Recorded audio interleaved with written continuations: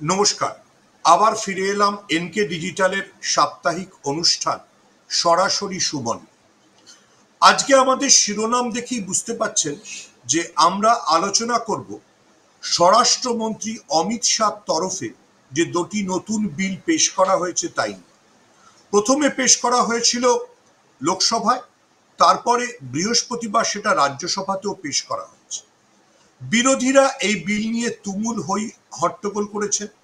ঠিক হয়েছে লোকসভায় বিলটি জয়েন্ট সিলেক্ট কমিটির কাছে পাঠানো হবে, কিন্তু প্রশ্ন উঠছে যে কেন কেন স্বরাষ্ট্রমন্ত্রী অমিত শাহ এই বিলটি হঠাৎ করে পেশ করলেন।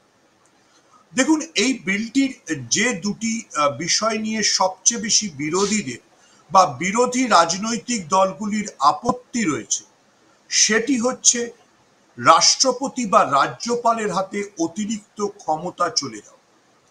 আমরা সবাই জানি যে ভারতবর্ষের রাজ্যপাল হচ্ছে মনোনীত ব্যক্তি আর রাষ্ট্রপতি হচ্ছে পরোক্ষভাবে নির্বাচিত।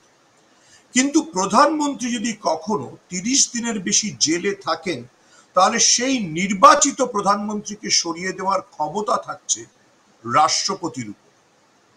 যদি মুখ্যমন্ত্রী কখনো কোনো রাজ্যের মুখ্যমন্ত্রী জেলে থাকেন, তাহলে তাকে সরিয়ে দেওয়ার ক্ষমতা থাকছে রাজ্যপালের উপর। কেন্দ্রীয় মন্ত্রীদের ক্ষেত্রেও তাই, অর্থাৎ রাষ্ট্রপতির উপর। এই যে জুডিশিয়ারি বা বিচার ব্যবস্থাকে বাদ দিয়ে বিচার ব্যবস্থার পাশ কাটিয়ে সরাসরি এক্সিকিউটিভ মানেও এমন এক্সিকিউটিভ যে প্রশাসক সরাসরি নির্বাচিত নন, তার হাতে এই ক্ষমতাটা তুলে দেওয়াটা ভারতবর্ষের গণতন্ত্রের জন্য সবচেয়ে বিপজ্জনক। পশ্চিমবঙ্গের মুখ্যমন্ত্রী মমতা বন্দ্যোপাধ্যায় বুধবারই বলেছিলেন এটা কালা বিল, এটা ভারতবর্ষের গণতন্ত্রের জন্য কালো দিন। কেন মমতা বন্দ্যোপাধ্যায় এরকম শার্প রিয়াকশন বা কড়া প্রতিক্রিয়া দিলেন? তার কারণ আমরা যদি দেখি যে ধারাবাহিকভাবে 2024-এর নির্বাচনে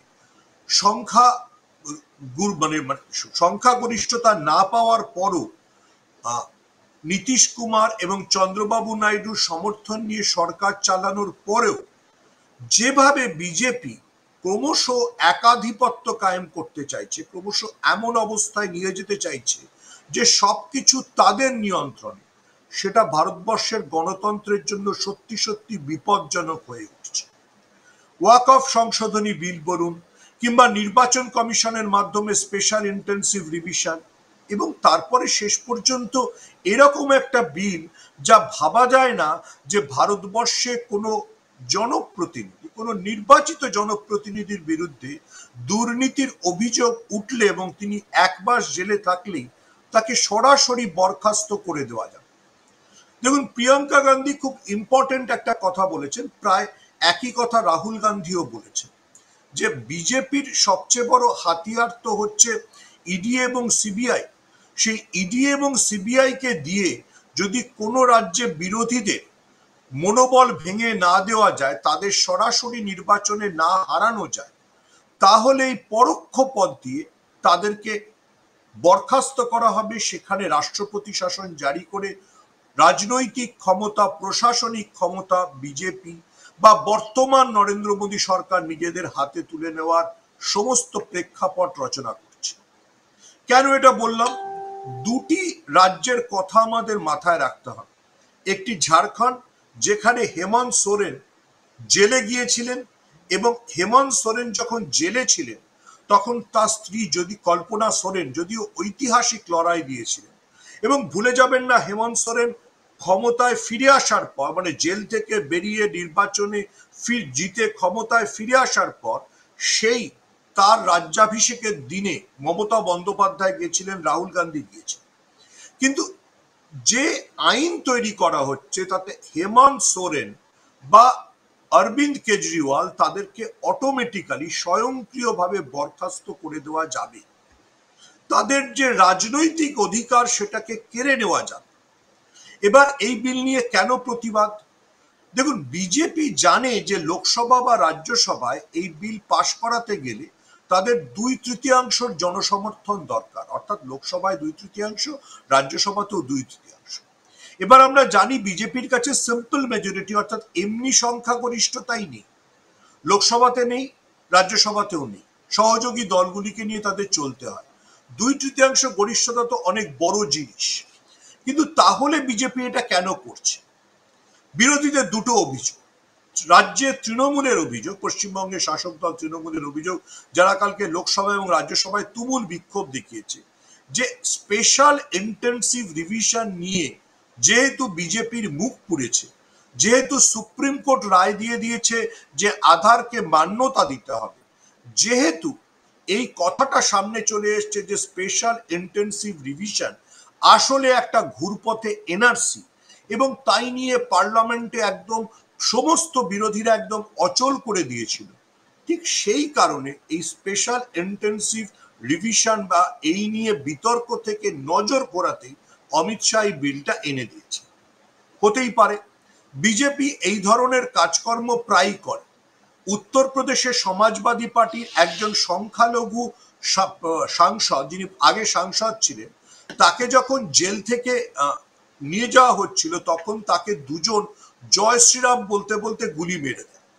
সেই সময়ও মহুয়া মৈত্ররা অভিযোগ করেছিলেন যে উত্তরপ্রদেশে এই বিচার বিভাগীয় হত্যাকাণ্ড ঘটানো হয়েছিল আসলে সতপাল মালিক যে অভিযোগ তুলেছিলেন সেটা থেকে নজর ঘোরানোর জন্য। ভুলে যাবেন না, সেই সময় জম্মু কাশ্মীরের প্রাক্তন রাজ্যপাল সতপাল মালিক পুলওয়ামা বিস্ফোরণ নিয়ে অভিযোগ তুলে দিয়েছে এবং বলেছিলেন যে পুলওয়ামা বিস্ফোরণের পরে তাকে স্বয়ং প্রধানমন্ত্রী নরেন্দ্র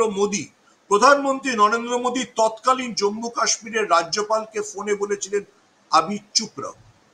সতপাল মালিকের অভিযোগকে কেন্দ্র করে যখন দেশ তোলপাড়, তখন সতপাল মালিকের ঘটনা থেকে নজর ঘোরাতেই কি উত্তরপ্রদেশে বিচার বিভাগে বন্দী থাকা একজন সপার প্রাক্তন সাংসদ, সমাজবাদী পার্টির একজন প্রাক্তন সাংসদ, তিনি সংখ্যালঘু ছিলেন, তার বিরুদ্ধে অনেক অভিযোগ ছিল, তাকে পুলিশ হেফাজতে ওইভাবে জয় শ্রীরাম বলে 3 জন গুলি করে মেরে পালালো। দেখুন, এগুলো বিজেপির বিরুদ্ধে অভিযোগ উঠেছে, সেই জন্য এবারও এগুলো নিয়ে প্রশ্ন যে কেন অমিত শাহ, যিনি নিজে এক সময় সিবিআই এর হাতে বন্দী ছিলেন এবং যিনি তারিপার ছিলেন, তারিপার মানে তার বিরুদ্ধে নির্দেশ ছিল, আদালতের নির্দেশ ছিল, তো তিনি নিজের রাজ্য গুজরাটে ঢুকতে পারবেন, তিনি এরকম একটা বিল আনছেন। তাহলে কি এই সবই নজর ঘোরানোর চেষ্টা? নাকি আরেকটা জিনিস হতে পারে যে বিজেপি বেসিক্যালি অনেক সময় একটা জিনিস করে, বিজেপি একটা খুব অর্গানাইজ দল, সেজন্য এটা করে যে কোনো জিনিস ওয়াটার টেস্ট করবার জন্য, মানে জল মাপার জন্য বাজারে ছেড়ে দেয়, দেখে যে সেটাতে জনগণ কিভাবে রিয়াক্ট করছে, বিরোধীরা কিভাবে রিয়াক্ট করছে। যদি ওরা জল মাপার জন্য দেখে যে এই আইনটা করলে, মানে যেটা ওরা করতে চায় অ্যাকচুয়ালি, যেটাতে দেশে আসলে ওদের স্বৈরাচার লাগু হবে, সেই স্বৈরাচার লাগু করার প্রশ্নে বিরোধীরা কতটা বাধা দেবে বা এককাট্টা। আমরা বিভিন্ন বিষয় এটা দেখেছি, one nation one vote, universal civil code, এগুলো বিজেপি বাজারে ছেড়ে দেয়, ছেড়ে দিয়ে জল মারে। তেমনি কি এই ভারতীয় ন্যায় সংহিতার এই দুটি বিল, যা প্রধানমন্ত্রী, মুখ্যমন্ত্রী, কেন্দ্রীয় মন্ত্রীদের সরাসরি বরখাস্ত করার সুযোগ করে দিচ্ছে। আবারও বলছি, এটা ভারতবর্ষের গণতন্ত্রের জন্য, যে কোনো গণতান্ত্রিক দেশের জন্য সবচেয়ে বড় বিষয়। কংগ্রেস যখন জরুরি অবস্থা জারি করেছিল, তখন জর্জ ফার্নান্ডেজ, সেই সময়ের বিরোধী নেতা, জেলে গিয়েছিল। তার সেই বিখ্যাত ছবি, মুষ্টিবদ্ধ হাতে শিকল পরানো আছে, তা ভারতবর্ষের জনগণের মনে আগুন জ্বালিয়ে দিয়েছে। ইন্দিরা গান্ধী 1977-এ শুধু হারেননি, জর্জ ফার্নান্ডেজ জেলে থেকে নির্বাচন জিতেছে। এটাই ভারতবর্ষের গণতন্ত্র। ভারতবর্ষের গণতন্ত্র কখনো কোনো স্বৈরাচার, কখনো কোনো একাধিপত্যকে সহ্য করে। তো ভারতবর্ষের সেই গণতন্ত্রের কফিনে কি এবার পেরেক মারতে চলেছেন, শেষতম পেরেকটা মারতে চলেছেন এই নরেন্দ্র মোদী অমিত শাহ জুটি। দেখুন, আমরা সবাই জানি যে নরেন্দ্র মোদী অমিত শাহরা এই মুহূর্তে খুব স্বস্তিতে।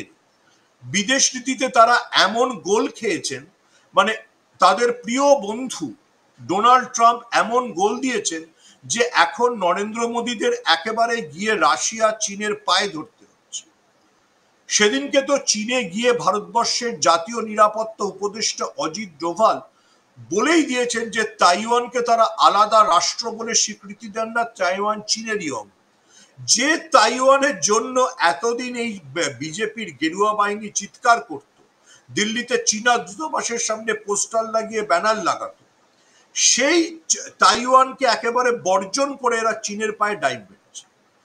তো বিদেশ নীতিতে গোল্লা, আরএসএস এর চাপ আছে, নরেন্দ্র মোদীর ৭৫ বছর হচ্ছে, নয় তুমি পদ ছাড়ো, না হলে আমরা আমাদের পছন্দ মতো বিজেপি সর্বভারতীয় সভাপতি বসাবো।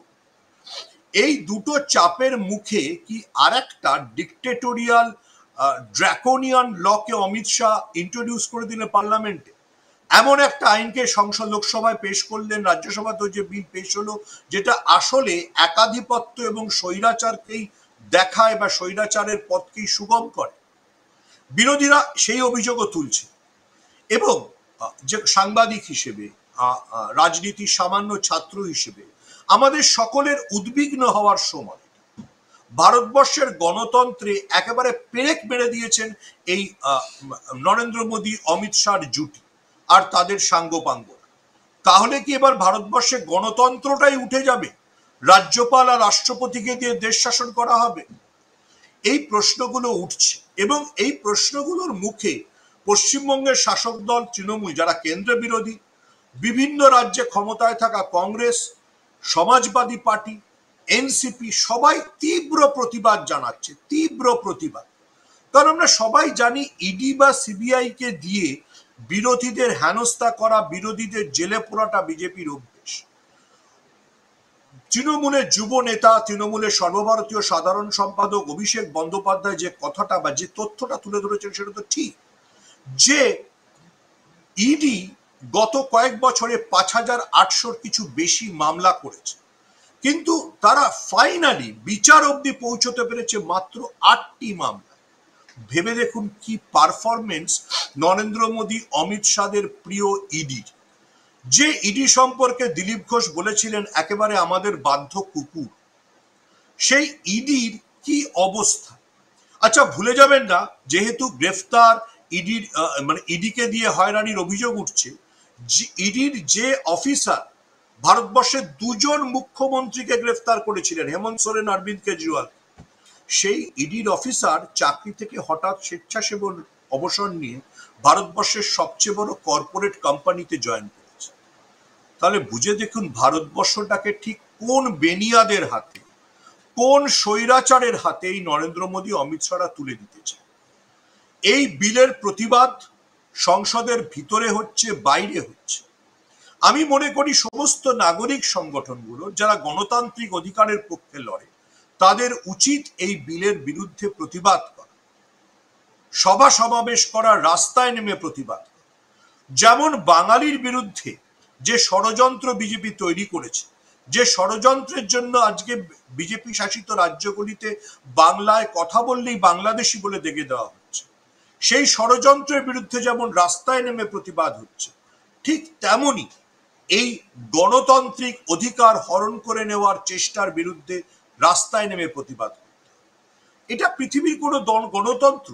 আচ্ছা, নরেন্দ্র মোদী গত মাসে গিয়ে যখন তিনি আমেরিকার থেকে গলা ধাক্কা খেলেন, যখন আমেরিকার প্রেসিডেন্ট ডোনাল্ড ট্রাম্প আসিফ মুনিরের সঙ্গে মানে বন্ধুত্ব গলাগলি বাড়িয়ে দিল, তখন তিনি ব্রিক্সের সম্মেলনে ব্রাজিলে গিয়েছেন।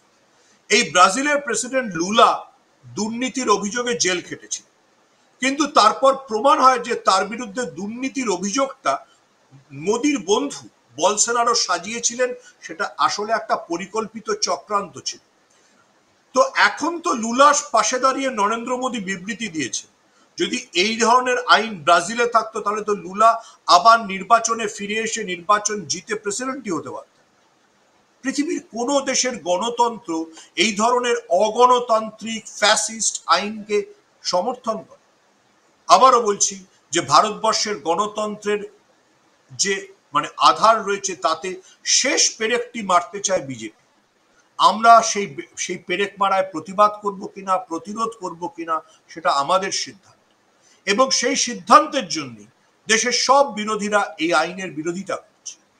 মমতা বন্দ্যোপাধ্যায়ের দল থেকে শুরু করে রাহুল গান্ধী, প্রিয়াঙ্কা গান্ধী, সাধারণ মানুষ হিসেবে আমাদেরও আরএসএস এর এই স্বেচ্ছাচারিতা, ফ্যাসিবাদ, স্বৈরতন্ত্রের বিরুদ্ধে প্রতিবাদ করতে হবে। এটা আমার আবেদন, এটা নাগরিকদের কাছে, শান্তিপ্রিয় নাগরিকদের কাছে আমার আবেদন। আজ এই পর্যন্তই। আবার ফিরে আসবো সরাসরি সুমনের আরেকটি এপিসোড নিয়ে সামনের সপ্তাহে। নমস্কার।